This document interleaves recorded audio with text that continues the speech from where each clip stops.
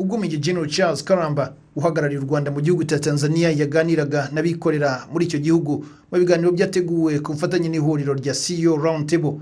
Yagarutse kuri zimwe mu ngingo zizagarukwaho mu biganiro bihuza abacuruzi mu Rwanda biteganyijwe mu kwezi kwa gatandatu bizwi nka Commonwealth Business Forum, maze abashishikariza abo bacuruzi bo muri Tanzania kuzabyaza umusaruro ayo mahirwe nk'igihugu gihurira n'u Rwanda mu karere kamwe ndetse no mu muryango w'ibihugu bikoresha ururimi rw'icyongereza. Rwanda and Tanzania share a lot in common, especially in terms of doing business. U Rwanda na Tanzania bihuzwa na byinshi cyane cyane mu bijyanye n'ubucuruzi no korohereza ubwikorezi n'ubundi bufatanye. Turi ibihugu bituranye, duhurira mu muryango w'ibihugu bya Afurika y'Iburasirazuba ndetse no mu muryango wa Commonwealth.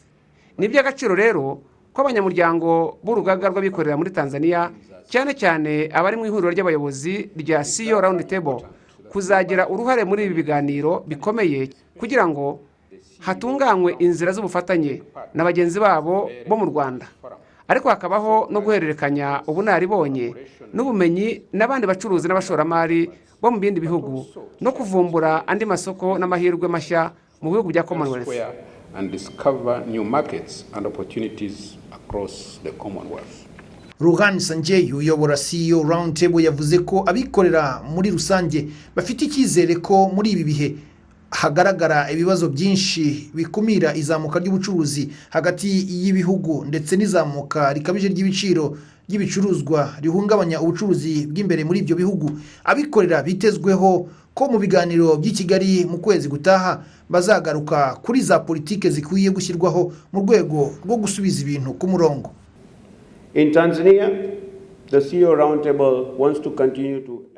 Muri Tanzania, iri huriro rya CEO Round Table twifuza gukomeza gushinga imizi ariko ku bufatanye na ministeri. Twifuza kwagura ubufatanye n'abafatanyabikorwa ba Commonwealth. Ibyo abayobozi b'ubucuruzi bakeneye ni icyizere gihoraho, n'isi itanga amahirwe kuri bose kandi itabogamiye ku ruhande rumwe. Dushingiye ku masezerano y'ubufatanye bushyiraho isoko rusange rya Afurika, twizeye ko mu biganiro bizabera mu Rwanda abayobozi bazicara hamwe bazadufashe gusubiza ibintu ku murongo, kuko muri iri hindagurika rikabije politiki zihamye nizo musingi wizewe watuma dusubira ku murongo. Ndakeka ko iki aricyo kizaba icyifuzo cyacu nk'abacuruzi mu nama itaha izabera mu Rwanda.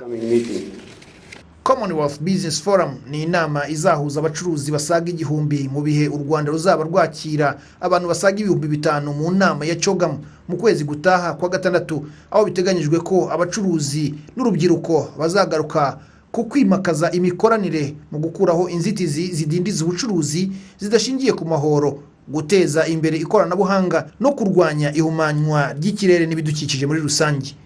Ruziga Emmanuel Masantura, Kigali.